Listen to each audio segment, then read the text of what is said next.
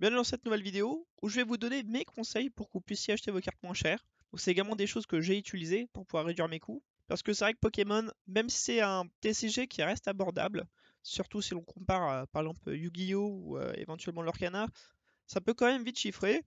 Donc très vite on peut arriver à des sommes comme 50-60 € pour un deck. Donc on ne dit pas non lorsqu'on peut réduire nos coûts. Donc c'est des conseils qui vont surtout s'appliquer aux joueurs. Malheureusement, le premier conseil que je vais devoir vous donner, c'est de ne pas ouvrir de booster. Même si c'est Pokémon, quoi, c'est l'essence même de Pokémon. C'est super fun à faire. C'est vraiment le pire moyen pour obtenir des cartes qu'on veut pour ces decks. Lorsqu'on remet en perspective les sommes qu'on dépense pour les boosters, donc par exemple une Minitine et un tripack, ça fait déjà 30 €. Avec 30 € de budget sur Card Market, vous arrivez quasiment à faire des decks ou alors à récupérer pas mal de cartes clés que vous n'auriez jamais eu dans les boosters en fait. Donc économiquement, ça fait vraiment aucun sens d'ouvrir des paquets pour obtenir des cartes jouables. D'autant plus que les cartes que vous allez obtenir dans ces paquets, la plupart du temps ce sera que du bulk que vous allez laisser dans les cartons et ça va juste prendre de la place et de la poussière, donc ça vaut vraiment pas le coup. Le deuxième conseil que je peux vous donner, c'est d'utiliser des plateformes comme Card Market ou Vinted pour acheter des cartes à l'unité. Donc sur Vinted, pour la première commande, les frais de port sont gratuits, donc c'est toujours bon à savoir si même vous trouvez une carte à un bon prix. Cependant, faites attention aux arnaques sur Vinted. Je conseille d'utiliser ces plateformes d'achat de cartes en ligne pour acheter des cartes X. En fait, des cartes qui ont quand même une valeur qui sont au-delà de 10 centimes. Donc on parle en général de 2, 3, 4, 5 euros. Donc en fait, c'est ici par exemple que j'avais acheté mes lanceriens. Je les avais pris d'ailleurs en anglais. Et j'avais également acheté des épines de fer X sur Vinted. Donc si jamais vous avez l'occasion de mettre des cartes qui sont beaucoup moins chères, donc souvent sur Card Market elles sont à 2 centimes, en même temps que cette carte X que vous allez acheter, ça peut valoir le coup. Donc un moyen de réduire ses coûts, c'est de partir sur de l'anglais. Donc là par exemple, on a cette carte, donc c'est Pikachu Terra Crystal, donc il y a une carte qui est jouée dans Miraidon. Et bien en français, elle est à 8 €, et avec les frais de port, ça nous la fait à 9,69 €. Et lorsqu'on regarde au niveau de l'anglais, elle est à 4,50 €, et avec les frais de port, ça nous la fait à 7 €. Donc là, dans ce cas précis, l'anglais est plus intéressant que le français. Alors, c'est pas vrai pour toutes les cartes. Par exemple, j'ai regardé pour Earfood X, les prix sont vraiment équivalents. Mais donc pour les Pokémon qui sont plutôt populaires, par exemple comme Pikachu ou alors Dracofeu, c'est possible qu'en français les cartes soient effectivement plus chères. Donc là, ça peut valoir le coup de partir sur l'anglais. L'avantage de l'anglais, c'est également que si jamais vous partez à l'étranger ou que vous voulez faire des régionaux, vous allez avoir besoin de ces cartes-là pour pouvoir jouer. Donc ça peut être intéressant de se faire un deck en anglais. Et normalement, en France, elles sont autorisées. Moi, j'ai demandé à ma ligue locale, donc je joue sur Lyon. Donc j'ai demandé et ces cartes sont effectivement autorisées. Et normalement, c'est sans doute pareil partout en France. Mais renseignez-vous au cas où.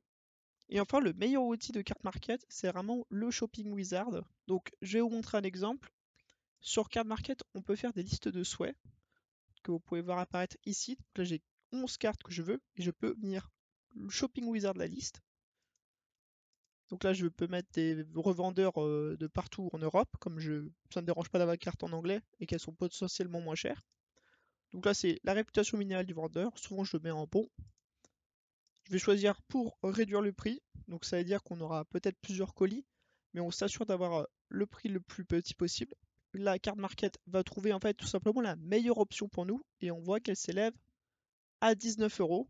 Donc ensuite, là, si on regarde, on peut voir que je peux avoir 2 Terrapagos en français pour 12 €.